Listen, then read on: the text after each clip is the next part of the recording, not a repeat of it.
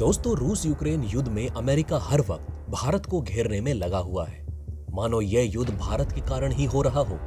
भारत पर अमेरिका की ओर से इतना दबाव है कि इसका नतीजा अब देखने को मिल रहा है। अमेरिका अपनी केबल को भारत से वापस ले रहा है ताकि भारत परेशान होकर अमेरिका के साथ मिल जाए।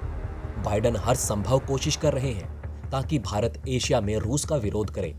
वहीं भारत ने हर कार्यवाही में भागी होने तक से मना कर दिया है। तो चलिए दोस्तों, जानते हैं कि इस बार जो बाइडेन ने भारत को किस तरीके से घेरा है। दोस्तों, अमेरिका के विदेश मंत्रालय ने भारत भेजे गए डिप्लोमेटिक इस्तेमाल में आने वाले केबल को भारत से वापस ले लिया है।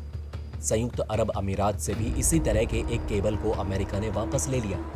दोनों ही देश यूक्रेन पर रूसी आक्रमण को लेकर संयुक्त राष्ट्र सुरक्षा परिषद में तटस्थ रहे, जिससे अमेरिका को निराशा हाथ लगी।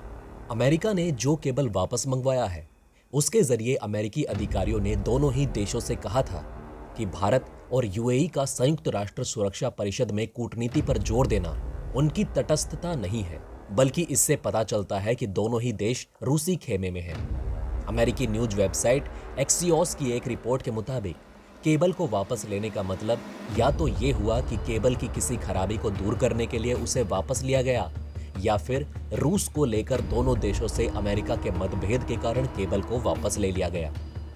रूस यूक्रेन मसले पर अभी तक भारत ने बीच की भूमिका ही अपना रखी है, भले ही वो यूएनएससी हो या फिर यूएन की सभा महासभा की बैठक हो। इसे देख अमेरिका के सहायक विदेश मंत्री डोनाल्ड लू ने कुछ दिन पहले चेताते हुए कहा था कि भारत पर countering America's adversaries through sanction act यानी कि CAATCA के तहत अमेरिकी प्रशासन के पास ईरान, उत्तर कोरिया या रूस के साथ महत्वपूर्ण लेन देन करने वाले किसी भी देश के खिलाफ प्रतिबंध लगाने का अधिकार है।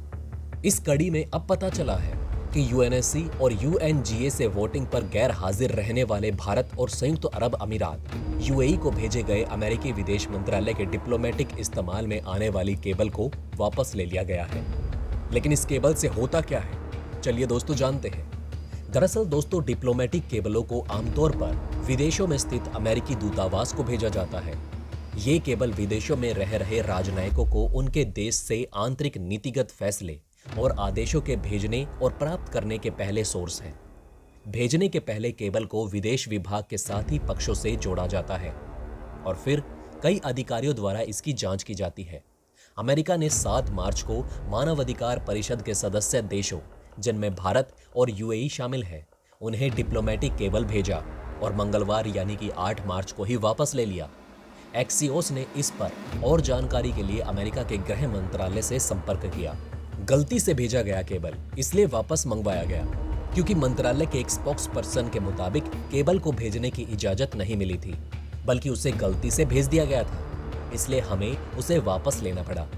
केबल को लेकर किसी तरह की जांच पड़ताल के लिए इसे वापस नहीं लिया गया। एक्सियोस ने वापस लिए गए केबल के कुछ हिस्सों को देखा। वेबसाइट ने बताया कि केबल के जरिए अमेरिकी अधिकारी भारत और यूएई से रूस पर अपने फैसले के बदलाव में बात कर रहे थे। केबल के एक टेम्पलेट में लिखा था कि आप सुरक्षा परिषद में बातचीत पर जोर देते रहें। ये आपका तटस्थ रुख नहीं है, बल्कि ये रुख आपको रूस के खेमे में शामिल करता है, जो कि हालिया तनाव में हमलावर है। हम आपको मानवाधिकार परिषद में यूक्रेन का समर्थन करने के लिए प्रोत्साहित करते हैं, एक अवसर जिसे आप संयुक्त राष्ट्र सुरक्षा परिषद में खो चुके हैं। भारत और यूएई दोनों ही अमेरिका के करीबी सहयोगी रहे हैं। पिछले कुछ दशकों में भारत अमेरिका का रणनीतिक सहयोग और बढ़ा रहा है।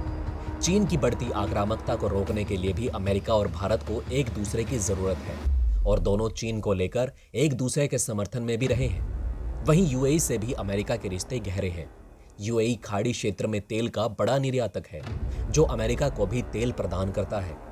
यूएई हथियारों और अपने रक्षा सहयोग के लिए अमेरिका पर निर्भर है।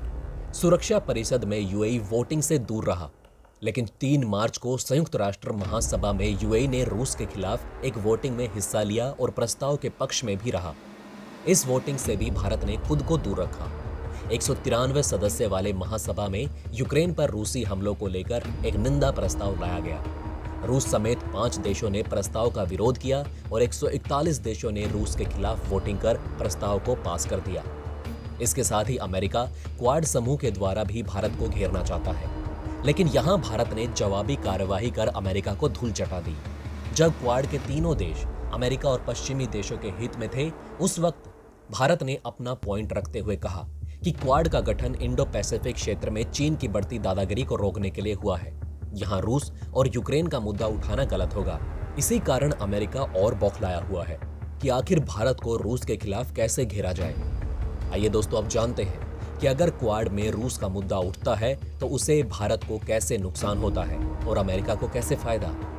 दोस्तों, अगर भारत क्वाड की मीटिंग में रूस का साथ देता है तो इससे चीन को ताइवान पर हमले की वजह मिल जाएगी और ताइवान पर हमले का जिम्मेदार वो देश होंगे जो रूस के हमले को समर्थन दे रहे हैं, जिसमें भारत भी शामिल होगा। वहीं भारत जिस विश्व शांति के लिए जाना जाता है, वो छवि भी भारत की खराब हो जाएगी। वहीं चीन ताइवान युद्ध में अमेरिका व्यापार करेगा। मदद के नाम पर अमेरिका अपने हथियार ताइवान को सप्लाई करेगा, जिससे अमेरिका की जेब भरेगी। वहीं भारत के एक कदम से चीन और ताइवान का युद्ध होगा, जिसमें कहीं ना कहीं चीन की भी सैन्य शक्ति और हथियारों का बल लगेगा। इससे चीन भी कमजोर होगा और अमेरिका चाहता भी तो यही है कि उसका दूसरा सबसे बड़ा कॉम्पिटिटर कमजोर पड़ जाए। भारत अगर यूक्रेन का साथ ना देकर समस्याओं में फंसा है तो साथ देने पर और बड़ी समस्याओं में फंस जाएगा और भारत का इंडो पैसिफिक में चीन को रोकना और भी मुश्किल हो जाएगा। इसलिए फिलहाल भारत जिस रास्ते पर है, ये भारत का अपना समझदारी और सूझबूझ का फैसला है, जिसमें भारत सही जा रहा है। पर आखिर कब तक भारत को अमेरिका के इस दबाव को झेलना पड़ेगा। तो दोस्तों, कैसी लगी आपको ये वीडियो, हमें कमेंट करके जरूर बताएं। साथ ही अमेरिका के भारत से केबल वापस लेने पर आपकी क्या राय है, ये भी हमें कमेंट में बताना ना भूलें। वहीं अगर ये वीडियो आपको अच्छी लगी हो तो इसे लाइक और थम्स अप देना ना भूलेगा। और अगर आपने अभी तक हमारे चैनल को सब्सक्राइब नहीं किया है तो जाते जाते चैनल को सब्सक्राइब जरूर करें। खुश रहें, ध्यान रखें। जय हिंद।